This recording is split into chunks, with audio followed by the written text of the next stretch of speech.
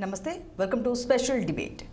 Hyderabad women's cricket team coach Jayasimha మహిళా క్రికెటర్ల ముందే మద్యం సేవించిన వీడియో ప్రస్తుతం సోషల్ మీడియాలో చక్కర్లు కొడుతుంది. అయితే హైదరాబాద్ నుంచి విమెన్స్ టీం విజయవాడకు మ్యాచ్ ఆడడానికి వెళ్లారు. అయితే తిరుగు ప్రయాణంలో ఫ్లైట్కి రావాల్సిన వాళ్ళు కాస్త డిలే అయ్యేసరికి బస్సులో ప్రయాణం మొదలుపెట్టారు హైదరాబాద్కు రావడానికి. అయితే హైదరాబాద్కు వచ్చే మార్గం మధ్యలో ఎవరైతే ఈ కోచ్ జయసింహ ఉన్నారో మద్యం సేవించిన వీడియో ఇప్పుడైతే సోషల్ మీడియాలో చక్కర్లు కొడుతుంది. అయితే అక్కడున్న క్రికెటర్లంతా అడ్డు చెప్పగా సెలక్షన్ కమిటీ మెంబర్ ఉన్న పూర్ణిమారావు అనే ఒక మహిళ ఆయనకి మద్దతు తెలిపింది. అయితే అడ్డు చెప్పిన వారిపై బండబూతులు తిట్టడం అంటే అసభ్య పదజాలంతో వారిని దూషించడం చేశారు. అలాగే అసభ్య ప్రవర్తన కూడా ఆయన చేశారని కూడా ఆరోపణలు ఉన్నాయి. అయితే ఒక కోచ్ ఇలా వ్యవహరించడం ఎంతవరకు సమంజసం అనే ప్రశ్నలు అయితే తలెత్తుతున్నాయి. అయితే హైదరాబాద్కి చేరుకున్నాక హెచ్సిఏలో వీరిద్దరిపై ఫిర్యాదులు అయితే నమోదయ్యాయి. అయితే ఇప్పుడు హెచ్సిఏ వీరిపై వేటు వేసే యోచనలో ఉంది. అయితే ఇదంతా ఇప్పుడు వార్త అయితే ఇది కాస్త 4 రోజుల ఆలస్యంగా వెలుగులోకి వచ్చిన వార్త అని కూడా చెప్పొచ్చు. ఎందుకంటే హెచ్సిఏకి ఫిబ్రవరి 12నే ఫిర్యాదు అందింది. అయితే ఇప్పుడు హెచ్సిఏ ఎటువంటి చర్యలు తీసుకుంటుందనేది పక్కన పెడితే ఎవరైతే మద్యం సేవించి ఈ కోచ్ అయితే ఉన్నారో క్రికెట్ టీం నుంచి మిమ్మల్ని క్రికెటర్స్గా తొలగిస్తాను అని రివర్స్లో బెదిరించడం మొదలుపెట్టారు. మరి ఇదంతా ఎంతవరకు సమంజసం, అసలు ఏం జరిగింది, అసలు దీనికి సంబంధించి మనతో చర్చా కార్యక్రమం పాల్గొనడానికి జూమ్లో సిద్ధంగా ఉన్నారు సుధీర్ గారు, ప్రముఖ స్పోర్ట్స్ అనలిస్ట్. వారితో మాట్లాడదాం. నమస్తే సుధీర్ గారు. నమస్తే సంతోష్, ఎలా ఉన్నారు? Yes fine sir. అండ్ మీరు? ఎప్పుడు బాగానే ఉంటానండి, చెప్పండి. వెరీ సాడ్ అండి, అబ్సల్యూట్లీ. అంటే ఇటువంటి విషయాలు వినడానికి రియల్ గా ఎవరి మనసు కూడా ఒప్పదు. బట్ అందులో ఎంత నిజం ఉంది అనేది మనకు పూర్తిగా ఇప్పుడు అయితే తెలియదు, ఓన్లీ జస్ట్ వింటున్నాము. అండ్ ఒకవేళ ఫర్ ఎగ్జాంపుల్ అలా వివరించినట్లయితేనే దాన్ని అసలు యాక్చువల్ గా అందరూ ఖండిస్తారు, ఎవరు కూడా ఇటువంటివి ఎంకరేజ్ చేయరు. ఎందుకంటే సంతోష్, ఫస్ట్ ఆఫ్ ఆల్ ఒక కోచ్ అనేవాడు ఒక రోల్ మోడల్ గా ఉండాలి ప్లేయర్స్ కు. Because players they get inspired by their behaviour mainly actually. So అలా రోల్ మోడల్ గా ఉండేటటువంటి కోచెస్ ఇలా చేస్తున్నారు అంటే అసలు యాక్చువల్ గా వినడానికి కూడా రియల్ గా చాలా చాలా దాన్ని ఏమంటారు అంటే బ్యాడ్ గా ఉంటది, సాడ్ న్యూస్. సుధీర్ గారు, అంటే ఇప్పుడు మహిళలు కూడా క్రికెట్ ఒకప్పుడు అంటే అంత ఆదరణ ఉండేది కాదు, కానీ ఇప్పుడు క్రికెట్ అనగానే మహిళలు కూడా నేర్చుకుంటున్నారు. ఇప్పుడు చిన్న పిల్లల నుంచి నేర్చుకుంటూ ఎప్పటికైనా టోర్నమెంట్స్ ఆడాలి, నేషనల్ ఇంటర్నేషనల్ లెవెల్ అని ప్లాన్స్ ఉన్నాయి. అలా నేర్చుకుంటున్న వాళ్ళని కూడా నేను చూస్తూ ఉన్నాను. చిన్నపిల్లలు అంటే క్రికెట్కి ఉన్న క్రేజ్ అది. పేరెంట్స్ కూడా ఒకప్పుడు చదువు అని చాలా ఫోర్స్ చేసేవారు. ఓన్లీ చదువుకోవాలి, చదువే అన్నీ పెడుతుంది, ఫుడ్ పెడుతుంది, చదువే లైఫ్ ఇస్తుంది, చదువు అయితే సంపాదించవచ్చు ఇలా చెప్పేవాళ్ళు. కానీ ఇప్పుడు పేరెంట్స్ కూడా మారారు, స్పోర్ట్స్ వైపు కూడా ఎంకరేజ్ చేస్తున్న వాళ్ళు ఉన్నారు. ఆడపిల్లలని కూడా చూడకుండా, అంటే జెండర్ ఇక్కడ వివక్ష అనేది చూడకుండా వాళ్ళ పిల్లలకి ఇప్పటి నుంచి చిన్నప్పటి నుంచి నేర్పిస్తున్నారు. ఈ విషయాన్ని కాస్త పక్కన పెడితే ఒక మహిళా క్రికెట్ టీంని లీడ్ చేస్తున్న ఒక కోచ్ ఏ విధంగా ఉండాలి, అసలు ఆయన బాధ్యతలు ఏంటి, వాళ్ళ రెస్పాన్సిబిలిటీస్ ఎలా ఉంటాయి, ఇక్కడ నుంచి తీసుకెళ్లడం, ఆడిన తర్వాత తిరిగి తీసుకొచ్చి గమ్యస్థానానికి చేర్చేంత వరకు అసలు వాళ్ళ రోల్ ఏంటి, రెస్పాన్సిబిలిటీస్ ఏంటి? ఫస్ట్ ఆఫ్ ఆల్ మీరు చెప్పినట్టుగా సంతోషి, కోచ్ అనేవాడు ఒక గైడ్ గా కాకుండా, ఒక ఇన్స్పిరేషన్ గా కాకుండా ఒక రోల్ మోడల్ గా అంటే మనం చెప్పినట్టుగా నిలవాలి.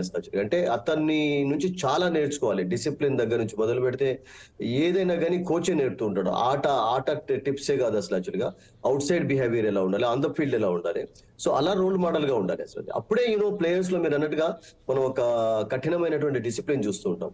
సో ఎస్, మీరు అన్నట్టుగా విమెన్ క్రికెటే కాకుండా విమెన్ స్పోర్ట్స్ చాలా డెవలప్ అవుతుంది. We all should be happy about it. Cricket అనేది అంటే even men's world cup start కాక ముందు కూడా 1974లో విమెన్స్ కు వరల్డ్ కప్ అయ్యేది. అప్పుడు Indian team as an associate member గా కూడా ఇన్విటేషన్ వచ్చింది. అండ్ అప్పటి నుండి ఇప్పటి వరకు చాలా మంది ఇన్స్పైర్ చేస్తూ వచ్చారు విమెన్ క్రికెటర్స్ ను. ఫస్ట్ ఆ జనరేషన్ లో శాంతారంగస్వామి, మంజులా, ఎడ్లుజీ వీళ్ళందరూ కూడా ఇన్స్పైర్ చేస్తూ వచ్చారు. ఆ తర్వాత మనం పూర్ణిమారావు చూసాం. ఇప్పటి జనరేషన్ లో హర్మిత్ కౌర్ ను చూస్తున్నాం, స్మృతి మందాన. అండ్ మనం ఎవరు మర్చిపోయినటువంటి పేరు from Hyderabad, Mithali Raj, she has inspired generations actually think. And ఆమెలాగా విమెన్ క్రికెట్ లో అంత లాంజివిటీ ఉన్నటువంటి క్రికెటర్స్ చాలా అరుదుగా ఉంటారు అసలు యాక్చువల్లీ, ఎందుకంటే అలా మెయింటైన్ చేస్తూ వచ్చింది. అండ్ అన్ఫార్చునేట్లీ ఆమె ఫస్ట్ టెస్ట్ మ్యాచ్ ఆడిన తర్వాత డబుల్ సెంచరీ సాధించిన తర్వాత చాలా రోజుల వరకు క్రికెట్ జరగలేదు, టెస్ట్ క్రికెట్. బట్ వన్ డేలో, T20లో అన్నింటిలో కూడా ఆమెకు ఒక ప్రత్యేకత ఏర్పరచుకున్నది. అండ్ మిథాలీని మీరు అన్నట్టుగా ఫాలో అవుతూ, హర్మన్ప్రీత్ కౌర్ ఫాలో అవుతూ, స్మృతి మందాన్ ఫాలో అవుతూ వాళ్ళలాగా తయారు కావాలి అని చెప్పి ఇప్పుడు విమెన్ క్రికెటర్స్ చాలా మంది ముందుకు వస్తున్నారు. అండ్ పేరెంట్స్ ఎందుకు ఎంకరేజ్ చేస్తున్నారంటే, పేరెంట్స్ కూడా వాళ్ళందరికీ తెలుసు అంటే స్పోర్ట్స్ లో డెఫినెట్లీ స్పోర్ట్స్ తోటి ఒక క్రమశిక్షణ అనేది డెఫినెట్లీ డెవలప్ అవుతుంది. అండ్ హెల్దీగా ఉంటారు. బికాస్ ఎనీ స్పోర్ట్స్ మన్ ఎవరు చూసా కానీ స్పోర్ట్స్ ఆడిన వాళ్ళు డెఫినెట్లీ గట్టిగా ఉంటారు, బలంగా ఉంటారు, హెల్దీగా ఉంటారు. సో ఇవన్నీ క్వాలిటీస్ డెవలప్ అవుతాయి అనేటువంటి ఒక మనీ కాకుండా ఇవన్నీ చూసి పేరెంట్స్ ఎంకరేజ్ చేస్తున్నారు. అండ్ ఎంకరేజ్ చేయడం తోటి వాళ్ళు చదువులను కూడా పక్కకు పెట్టి అండ్ క్రికెటర్స్ అవుతున్నారు. ఇప్పుడు చూడండి, ఈవెన్ మెన్ క్రికెటర్స్ లో కూడా మనం చూసినట్టయితే recently I heard actually some Tamil Nadu cricketers వాళ్ళు ఎడ్యుకేషన్ అంటే డాక్టర్ ఇంజనీరింగ్ ఎడ్యుకేషన్ కూడా వదిలేసి వాళ్ళకి క్రికెట్ ఎప్పుడైతే అంటే ఒక అన్నం పెట్టడం కాకుండా పేరు తెచ్చి పెడుతుందో వాళ్ళు దాంట్లో ట్రై చేయడం చూస్తున్నారు. ఈవెన్ గతంలో కూడా we all saw people leaving their education and getting into the sport. Actually think it's not bad actually, ఎందుకంటే దేశానికి పేరు తేవడం అనేది కూడా అంతే ఇంపార్టెంట్. అంటే ఒక ఇంజనీర్ గా, ఒక డాక్టర్ గా కాకుండా స్పోర్ట్స్ పర్సన్స్ కూడా మెయిన్ గా మన అందరికీ తెలుసు కదా, మెయిన్ ఎంటర్టైన్మెంట్ ఏ ఉంటుంది ఏ కంట్రీలోనైనా కానీ, స్పోర్ట్స్ అండ్ ఆ తర్వాత ఫిలిమ్స్ ఎంటర్టైన్మెంట్.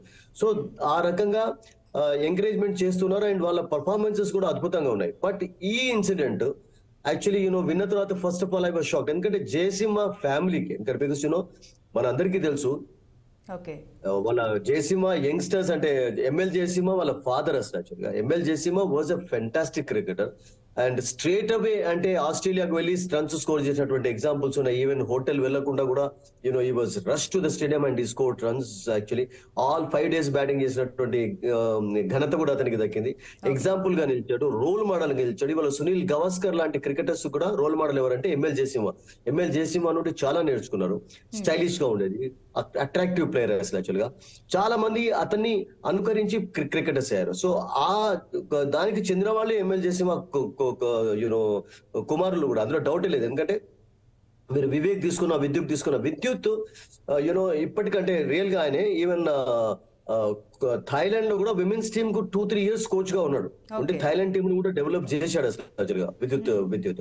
సో విద్యుత్ కూడా చాలా అద్భుతమైనటువంటి క్రికెటర్స్. అండ్ వివేక్ అన్ఫార్చునేట్లీ ఇండియాకి ఆడలేదు తప్పితే, బట్ వాళ్ళ టాలెంట్, వాళ్ళ డిసిప్లిన్ లేదని కాదు. బట్ ఇప్పుడు మనం వింటున్నటువంటి దాంట్లో ఎంత నిజం ఉంది, ఇవన్నీ ఓన్లీ ఆరోపణ. ఇప్పుడు ఇలా ఒక వివాదాస్పద అంశంలో ఇరుక్కోవడం ఇదే ఫస్ట్ టైం జయసింహ గారి విషయంలో? అంటే ఇదివరకు కూడా చాలా టీమ్స్ లీడ్ చేస్తుంటారు కదా ఆయన, మీరు చెప్పినట్టు. ఇదే ఇలాంటివి జరిగినాయా ఇంతకు ముందు? No, never happened actually, because he still enjoys a good reputation. Cool గా ఉంటాడు, కామ్ గా ఉంటాడు, హైదరాబాద్ కోచ్ గా ఉన్నాడు, మెన్ టీమ్ కూడా కోచ్ గా ఉన్నాడు. And never heard about it. Entire Jayasimha ఫ్యామిలీకి మంచి రెప్యుటేషన్ ఉంది సంతోషి. ఈవెన్ బిషన్ సింగ్ బేడి మొన్నటి వరకు బతుకున్నంత వరకు కూడా హైదరాబాద్. మరి ఇప్పుడు ఎందుకు ఆయన సొసైటీ ఒకటి చూస్తుంది? అది ఎందుకంటే హీఈస్ ఎ రెప్యూటెడ్ కోచ్, నన్ను చాలా మంది చూస్తారు, నేను ఇలా చేయకూడదన్న విచక్షణ ఆయన ఎందుకు మర్చిపోవాల్సి వచ్చింది? అసలు ఎలా జరిగిపోయింది? ఇప్పుడు చూడండి, మద్యం సేవించడం విషయం అయితే మనం ఫస్ట్ ఆఫ్ ఆల్ ఎవరు కూడా దాన్ని మనకు హక్కు ఉండదు. ఎందుకంటే బట్ ప్లేయర్స్ తో ఉన్నప్పుడు ప్లేయర్స్ ముందు మద్యం సేవించడం అనేది క్రైమ్ లాగా మనం దాన్ని అనుకోవాలి. Because I don't think is done like that. ఎందుకంటే ఇవాళ రేపు ఏమైపోయిందంటే సోషల్ మీడియా కొంచెం అదైపోయిన తర్వాత కూడా కొంచెం మార్ఫింగ్ చేసి కూడా కొన్ని విజువల్స్ పెట్టి రెప్యుటేషన్ ను, ఇమేజ్ ను టార్నిష్ చేసేటందుకు కూడా కొన్ని చేస్తున్నారు, చేయలేదని కాదు.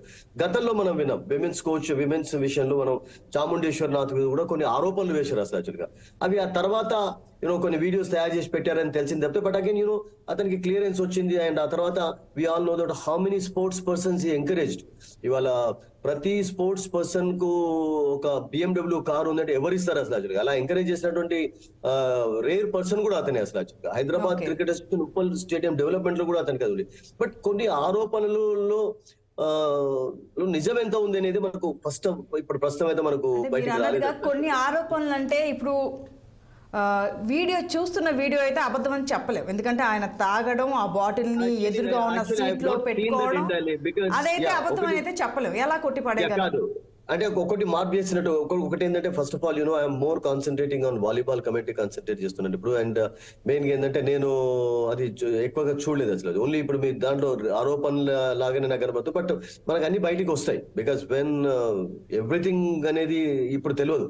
సో నేనేమనుకుంటానంటే ఫిర్యాదు ఉంది కాబట్టి ఆ విచారణలో ఏం జరుగుతుంది అనేది విషయాలు అయితే బయటకు వస్తాయి. అలాగే సుధీర్ గారు, ఒక విషయం ఏంటంటే జయసింహ ఫ్యామిలీకి మంచి రెప్యుటేషన్ ఉందండి. ఆ రెప్యుటేషన్ టార్నిష్ చేసేందుకు ఇప్పటి వరకు వాళ్ళ కుమారులు అయితే నేను అనుకుంటాను ఏ పాడు పని చేయలేదు. Because they have really enjoyed very good reputation all through there lifes. అందులో దాన్ని కూడా మనం కాదని.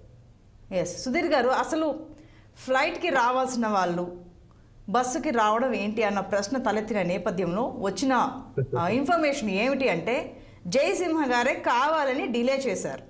సో ఫ్లైట్ మిస్ అయింది, వీళ్ళు బస్సులకి బయలుదేరారు. అందుకే అయితే ఆ బస్సులో ఈ నెల చేశారు.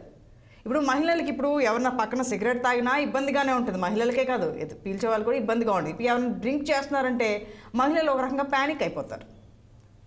ఇప్పుడు అటువంటి సిచ్యువేషన్ వాళ్ళు అడ్డు చెప్తారు, ఖచ్చితంగా అడ్డు చెప్తారు. దాన్ని ఎంతవరకు నమ్మాలి అనేది మనకి ఇప్పుడు ఎలా తెలుస్తుంది? అలా ఎందుకు చేస్తాడు ఒక మంచి పేరున్నటువంటి కోచ్, ప్లేయర్స్ ను తయారు చేసినటువంటి కోచ్ అలా ఎందుకు చేస్తారు అసలు యాక్చువల్గా? బికాస్ నేను చెప్తున్నాను కదా, కొంతమంది కొన్ని ఇమేజ్ ను తర్వాత నా రెప్యుటేషన్ టార్నిష్ చేసేటందుకు కూడా కొన్ని పన్నాగాలు పంతారు అలా. దాన్ని కూడా మనం కాదలేము అసలు యాక్చువల్గా. Some times it happens, flights మనం మిస్ అవుతుంటాం, ట్రైన్స్ మిస్ అవుతుంటాం, అండ్ వేరే ఆప్షన్ ఏది ఉండదు. ఇప్పుడు ఇమీడియట్ గా మీరు ఫర్ ఎగ్జాంపుల్ విజయవాడ నుండి హైదరాబాద్ రావాలంటే you don't have flights every 1 hour half an hour ఉండదు. మీరు ముంబైకి వెళ్ళేటట్టుగా హైదరాబాద్ ప్లాన్ చేసుకున్నారు, ఆ ఫ్లైట్ టైం కే వీళ్ళ రిటర్న్ జర్నీ ప్లాన్ చేసుకునే ఉంటారు. అసలు డిలే చేయాల్సిన అవసరం కోచ్ ఎందుకు వచ్చింది? ఒక్కొక్కసారి ట్రాఫిక్ వల్ల లేట్ అవుతుంటుంది, ఒక్కొక్కసారి కొన్ని ఇబ్బందులు ఉంటాయి. ట్రాఫిక్ అంటే హైదరాబాద్, బాంబే, బెంగళూరు, చెన్నై ఇవి. విజయవాడ ట్రాఫిక్ ఏముంటుంది? No, what I say is actually sometimes it happens. మనం కాదని కూడా దాన్ని అనలేదు సంతోష్. ఎగ్జాక్ట్లీ విజయవాడలో బిజీ రోడ్ ఏమైనా ఉంది అంటే అది బెంజ్ సర్కిల్. అక్కడ ట్రాఫిక్ ఉన్న మన హైదరాబాద్ లాగా అక్కడ టైం అంత టైం రోడ్డు మీద ఉండదు సార్. సుధీర్ గారు ఒకసారి నన్ను చెప్పండి. ఇప్పుడు ఏపీ డెవలప్ అయింది అని మాట్లాడుకుందాం, పొలిటికల్ గా డెవలప్ అవ్వలేదు అనేది పక్కన పెడతా ఆ విషయం. ట్రాఫిక్ జామ్ విషయంలో ఏపీ ఏనాడు వార్తలోకి ఎక్కలేదు. ఒకటి డెలిబరేట్ గా చేసి ఒక కుట్రతోటి కాన్స్పరసీ చేశారని అయితే నేనైతే దాన్ని ఎప్పుడు కూడా వాళ్ళు ఇంటాక్ట్ గా ఉంచుతూ వచ్చారు. కానీ అన్లెస్ ఏదైనా బయటకు వచ్చిందాక మనం దాన్ని అధ్యయనం, ఆరోపణలు అనేవి కామన్ గా మనం చూస్తుంటాం. బికాస్ గతంలో కూడా ఇంతకుముందు చెప్పినట్టుగా జరిగింది. వాట్ హ్యాపెండ్ యాక్చువల్లీ అన్ని క్లియర్ అయిపోయాయి అసలు యాక్చువల్ గా. సో కొంతమంది డెలిబరేట్ గా ఈ టార్నిష్ ఇమేజ్ చేసేందుకు, ఇమేజ్ ను టార్నిష్ చేసేందుకు చేస్తుంటారు. చేరుని వాళ్ళు లేరు అని కూడా లేవు. అండ్ ఇవాళ ఇప్పటి సోషల్ మీడియా ప్రపంచంలో మన అందరికీ తెలుసు, ఏది కూడా ఖచ్చితంగా అసలు యాక్చువల్ గా మనం దాన్ని లెక్కలోకి 100% నిజం అని తేలక ముందే, తెలియక ముందే సోషల్ మీడియాలో పలు రకాల వార్తలు వస్తూ ఉన్నాయి. మరో గెస్ట్ జాయిన్ అయ్యారు, వారితో మాట్లాడదాం. ఎస్, తెలంగాణ అడ్వకేట్ మరియు విమెన్ యాక్టివిస్ట్ అమృత సత్వ గారు మనతో లైవ్ లో జాయిన్ అయ్యారు జూమ్ లో. Madam good afternoon. Good afternoon అండి, నమస్తే. ఈరోజు న్యూస్ చూసే ఉంటారు, ఒక క్రికెట్ కోచ్, ఎవరైతే విమెన్ క్రికెట్ టీంని లీడ్ చేసే కోచ్ రిటర్న్ జర్నీలో హైదరాబాద్కు వస్తూ బస్సులో ఆయన డ్రింక్ చేశారు. సో తోటి క్రికెటర్లు అడ్డు చెప్పడం, అందులో ఒక సెలక్షన్ కమిటీ మెంబర్ మద్దతు ఆయనకి సపోర్ట్ చేయడం, ఇలా జరిగింది. అయితే రివర్స్ హెచ్సిఏలో క్రికెటర్స్ ఫిర్యాదు అయితే చేశారు. ఈయన రివర్స్లో వాటిని ఆరోపణలు, ఇవన్నీ ఆరోపణలే అని ఖండించి మిమ్మల్ని టీం నుంచి తొలగిస్తానని క్రికెటర్లను బెదిరించారు. ఇందులో వాస్తవాలను పక్కన పెడితే అసలు ఈ వార్త వినగానే మీకు ఏమనిపించింది? బాధగానే ఉందండి, కానీ ఫస్ట్ టైం వినట్లేదు. ఎక్కువ బాధ ఎందుకు ఉందంటే ఇది రిపిటేటివ్ గా జరుగుతూనే ఉన్నాయి. Sports industry, corporate work life industry. Mobile landscape లో బెటరా? యా చెప్పండి మేడం. ఇప్పుడు ఓకేనండి? Okay, continue. సో అగైన్ ఇది ఎందుకు ఎక్కువ బాధగా ఉందంటే రిపిటేటివ్ గా జరుగుతూనే ఉంది. ఈ రోజు మనం artificial intelligence, technology, ISRO, we're talking about అంతా డెవలప్మెంట్స్ గురించి మాట్లాడుతూ ఒక సైడ్ లో మైక్రోగా జరిగేవన్నీ జరుగుతూనే ఉన్నాయి, ఎక్కడ ఆగటం లేదు. విమెన్ డిస్క్రిమినేషన్, సెక్షువల్ హెరాస్మెంట్స్, ఒక బ్యాడ్ జెస్చర్స్, అంటే ఎవ్రీ చీప్ లెవెల్లో జరుగుతున్నాయండి. అది ఎవరు ఆపట్లేదు, ఆగాలనుకోవట్లేదు. వాళ్ళ వ్యవహారంలో, వ్యవహారికతలో, యాటిట్యూడ్ లో మార్పులు తెచ్చుకోవాలనుకోవట్లేదు. అందులో జయసింహ లాంటి గారి గురించి, ఆయన గురించి వినడం అనేది ఇట్స్ రియల్లీ షాకింగ్. ఆయన is known as a role model. ఇందాక సుధీర్ గారు చెప్పినట్టు చాలా మంది ఆయన ఐడియల్ గా చూస్తారు, ఆయన ఫాలో అయ్యే వాళ్ళు ఉన్నారు. ఆయన ఫిట్నెస్ స్టైల్ అవనండి, యునో స్పోర్ట్స్ స్టైల్, కానీ వాళ్ళు కూడా ఇలా మార్పులు తెచ్చుకోకుండా ఉంటున్నారు అనేది ఇంకెంతమంది లిస్ట్ లో మనం చూస్తూ ఉండాలో తెలియదు. గతంలో మనం wrestling, kabaddi players, hockey women players, చాలా మంది విన్నాం. ఆర్చరీ ప్లేయర్స్, వాళ్ళకు కూడా జరిగాయి discriminations, sexual harassments, all wrong doings, gestures. అంటే women discrimination is never ending. దీంట్లో ఇంకా ఎన్ని వెరైటీలు అంటే ఈ టాపిక్ ఈజ్ హ్యూజ్లీ డిబేటబుల్. మనం ఫుల్ డే మాట్లాడుకున్నా పోదు. వీళ్ళకి చట్టం అన్నా భయం లేదు. రాజ్యాంగం చాలా క్లియర్ గా చెప్తుందండి. Article 15 very clearly it states equality has to be there. And అది లేదు. బేసిక్ ఫండమెంటల్స్ మనం ఎవరూ ఫాలో అవ్వటం లేదు. వీళ్ళు మార్పు కూడా అవ్వాలనుకోవట్లేదు. అది చాలా బాధాకరమే. అండ్ డెఫినెట్లీ దీని మీద క్రిటికల్ యాక్షన్ తీసుకోవాలి.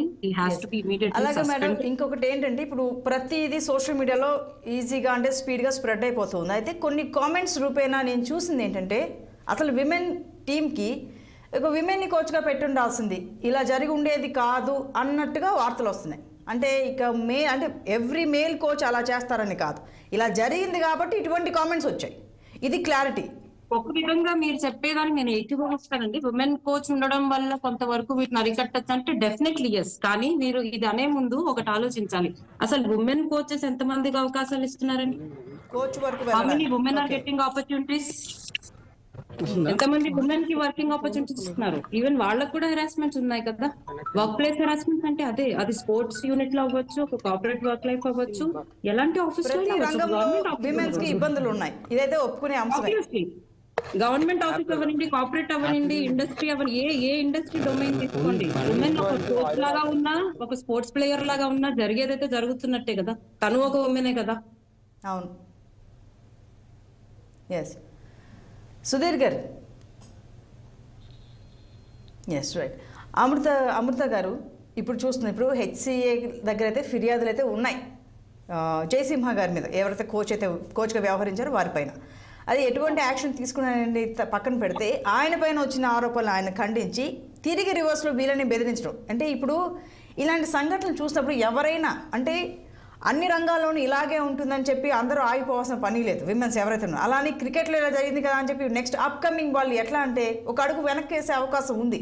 మళ్ళీ మోటివేట్ అయ్యి మన గోల్ ఇదే కదా అని చెప్పి మళ్ళీ సెల్ఫ్ బూస్టప్ అయ్యి ముందు అడిగేస్తే తప్ప ఇలాంటి జరిగితే ఎవరైనా బెదిరిపోతారు. ఒకటండి, లా అండ్ ఆర్డర్ అంటే భయం లేకపోవడం. అంటే లా అండ్ ఆర్డర్ ఎందుకు ఉందండి? భయపడడం కోసం కాదు, మనల్ని మనం సవ్యంగా వ్యవహారికంగా సొసైటీలో నడుచుకోవడానికి. సో బేసికలీ వీళ్ళకి సోషల్ యాటిట్యూడ్ లేదని అర్థం, అంతే. They don't want to follow law and వాళ్ళు దానికి ఫియర్ కూడా లేదు వాళ్ళు. అండ్ యాక్షన్ ఓరియంటెడ్ అన్నారు మీరు. ఆ యాక్షన్ ఎవరు తీసుకుంటారు, ఏంటి, టైమ్లీగా చర్యలు జరుగుతాయా, వాటి మీద ఒక అపనమ్మకంతో కూడా వాళ్ళు ముందుకు ఇంకా ఎక్కువగానే బెదిరింపులు, బుల్లీ చేయడము, దీన్ని చెప్తే ఎవరికైనా ఇంకా మేము మిమ్మల్ని బెదిరిస్తామని, లేదా మీకు లైఫ్ థ్రెట్ ఉంటుంది, ఇవన్నీ కూడా జరుగుతున్నాయి. అవి విన్న స్టోరీస్ చాలా ఉన్నాయి, ఇంతకంటే హార్డ్ స్టోరీస్. సో మేడం ఒక్క నిమిషం, హెచ్సిఏకి సంబంధించిన వ్యక్తి ఉన్నారు, వారితో మాట్లాడదాం. మనకంటే అక్కడ హెచ్సిఏ మెంబర్ బాబురావు ఉన్నారని తెలుస్తోంది. అసలు వారిని అడిగి అసలు ఏ వివరాలు ఏంటో తెలుసుకోండి, చెప్పండి సార్. చెప్పండి, ఏదైతే యథార్థం జరిగిందో తర్వాత ఎక్స్ప్లెయిన్ చేయండి మీరు ఒకసారి. అంటే ఇటువంటి విధంగా జరగడం అనేది చాలా దురదృష్టమైన విషయం. ఇది ఇంత టెక్నాలజీ పెరిగి మనము మహిళలకు ప్రధాన పాత్ర ఇవ్వాలి, ముందుకు అమ్మాయిలను మనం ముందుకు తీసుకుపోవాలి అనుకున్న ఈ తరుణంలో కూడా ఇటువంటి హరాస్మెంట్లు, అంటే ఇవన్నీ ఎటువంటి హరాస్మెంట్లు అంటే సెలక్షన్ గురించి కానీ, లేకపోతే ఈ కావాల్సిన సెలెక్టర్లను పెట్టుకుంటారు కమిటీ. దీంట్లో కమిటీ కూడా ఇన్వాల్వ్మెంట్ ఉంటుంది. ఏ తప్పులో కూడా ఇటువంటి సెలెక్టర్, ఇతను లాస్ట్ 20 years నుంచి కూడా సెలక్షన్ కమిటీలు ఉన్నారు, చాలా మంది ఉన్నారు. ఇట్లా ఇతను ఒక్కడిని బయటపడ్డది అనుకుంటున్నాం, కానీ ఇటువంటి వాళ్ళు ఇంకా చాలా మంది ఉన్నారు. కాబట్టి అటువంటి వాళ్ళకి సహకారం దొరుకుతుందంటే ఇందులో కరెక్టర్ కమిటీ మెంబర్లు, ఈ వచ్చే మాఫియా ఉంది ఇక్కడ, ఒక మాఫియా లాస్ట్ 20 years నుంచి జరుగుతున్నది. అంటే వీళ్ళు వచ్చేదంతా ఓన్లీ డబ్బుల గురించి. హైదరాబాద్ క్రికెట్ అసోసియేషన్ కు బోర్డు నుంచి 100 కోట్ల ఫండ్స్ రావడము, ఆ ఫండ్స్ అనేది కరెక్ట్ గా ప్రాపర్ గా ఉపయోగించకుండా అవిటిని దుర్వినియోగం చేసుకుంటున్నారు. అంటే ఆ దుర్వినియోగంలో భాగస్వాములు అనమాట వీళ్ళందరూ. అంటే ఇప్పుడు సెలక్షన్ కమిటీ కూడా ఎట్లుంటది, వీళ్ళ మాటినటోళ్ళని వాళ్ళు వేసుకుంటారు. అంటే అతని ద్వారానే డబ్బులు షేరింగ్ అవుతాయి అనమాట. అంటే ఇవన్నీ కూడా అన్ని గత 20-25 years నుంచి అందరం చూస్తున్నదే, కానీ వీటి మీద ఇంకా చర్యలు జరుగుతలేదు. కాబట్టి మహిళలు ఇంకా ఎప్పుడు ఇంకెన్నేళ్ళు ఈ విధంగా ఈ యొక్క హరాస్మెంట్ కానీ, ఈ యొక్క అరాచకం కానీ ఇంకెన్నేళ్ళు భరించాలి అమ్మాయిలకు. అంటే ఇది అబ్బాయిలకు కూడా ఉన్నది, లేదనేది కాదు. అంటే అబ్బాయిలు ఫ్రీడమ్ గా బయటికి రాగలుగుతారు, పేరెంట్స్ వదులుతారు పోయి మీరు ఆడుకోరని. కానీ అమ్మాయిలకు భద్రత ఏది? అమ్మాయిలకు ఫస్ట్ ప్రియారిటీ గా మనకు అమ్మాయిలకు భద్రత కావాలి కదా. భద్రత ఇవ్వాలి, తల్లిదండ్రులే భద్రత ఇచ్చుకోవాలా. అటువంటి అప్పటికే ప్రభుత్వాలు ఎందుకు మనకు? ఈ ప్రభుత్వాలు కూడా మనకు సహకరించాలి. అమ్మాయిలు ఫ్రీగా వచ్చి వాళ్ళ యొక్క ఆటని కానీ వాళ్ళ నైపుణ్యం ఇవాళ నిఖిల్ జరిగిన అటువంటి వాళ్ళు గోల్డ్ మెడల్ తీసుకురాగలిగారు. అటువంటి గోల్డ్ మెడల్ ఎన్నో కావాలని మనం ఆశిస్తాం, కానీ ఆ ఆశకు అడ్డుకట్ట పడుతున్నాయి. ఈ అడ్డుకట్ట పడుతున్నాయి అంటే ఎవరు? ఇక్కడ ఉన్న కొంతమంది మాఫియా, హైదరాబాద్ క్రికెట్ అసోసియేషన్ లో జరుగుతున్న మాఫియా, ఓన్లీ ఇది డబ్బుల గురించే జరుగుతున్న మాఫియా.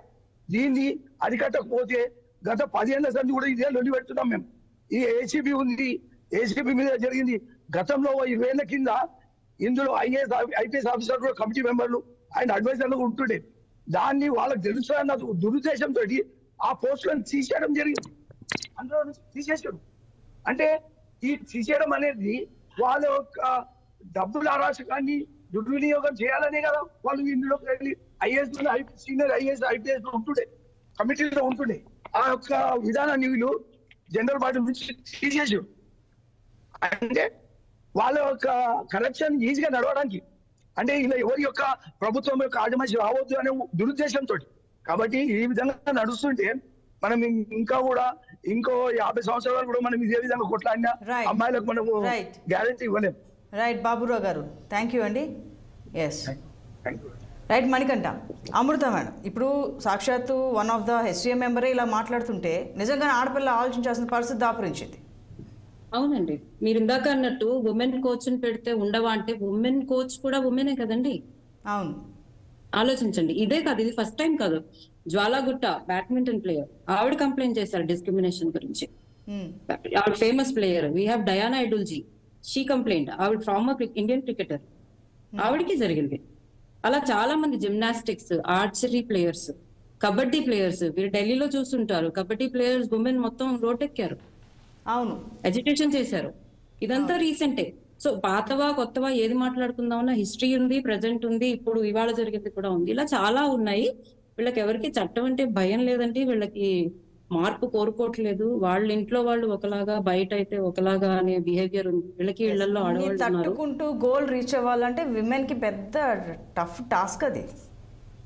అబ్సల్యూట్లీ. ఉమెన్ కోచ్, అసలు ఉమెన్ అంటే కోచ్ అవ్వనివ్వండి, ప్లేయర్ అవ్వనివ్వండి, ఒక వర్కర్ అవ్వనివ్వండి, anyone. Discrimination, bullying and harassment జరిగే చోట ఎవరికి ఇలా జరుగుతుంది. ఉమెన్ అయితే చాలు, దట్స్ ద ఓన్లీ జెండర్. అంతే అంతే.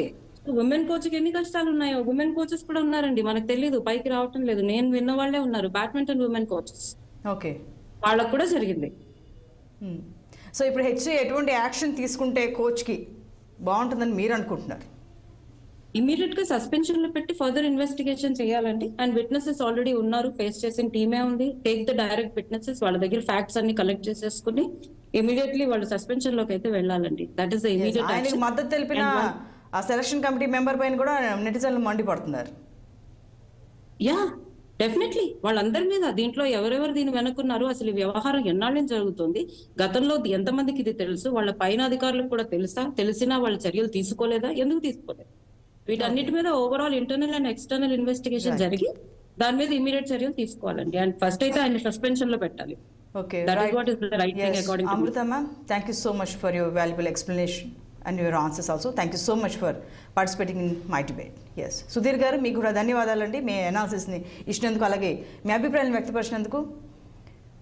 ఇక్కడ క్రీడా రంగం అనే కాదు, ప్రతి రంగంలోనూ విమెన్ డిస్క్రిమినేషన్ అనేది ఉంది. కేవలం మన డిబేట్ గెస్ట్ చెప్పినట్టు జెండర్ విమెన్ అయితే చాలు ఇటువంటివి జరుగుతూ ఉంటాయని. అయితే వెలుగులోకి వచ్చిన వార్తలు కొన్ని అయితే వెలుగులోకి రానివి మరికొన్ని. ఇంటిలో కూడా మరో ఆడవాళ్ళ డామినేషన్తో బయట కాలు పెట్టలేని చదువుకున్న అమ్మాయిలు చాలామంది మగ్గిపోతున్నారు. ఈ రోజుకి కూడా టెక్నాలజీ పరంగా ఎంత రాకెట్లో మనం దూసుకుపోతున్నప్పటికీ ఇలాంటి వెలుగులోకి రానివి, వెలుగులోకి వచ్చినవి కొన్ని ఉన్నాయి. ఇన్ కేసు వెలుగులోకి వచ్చినా కూడా అవి కోర్టు మెట్లు ఎక్కినా హియరింగ్ కూడా రాని కేసులు కూడా చాలా ఉన్నాయి.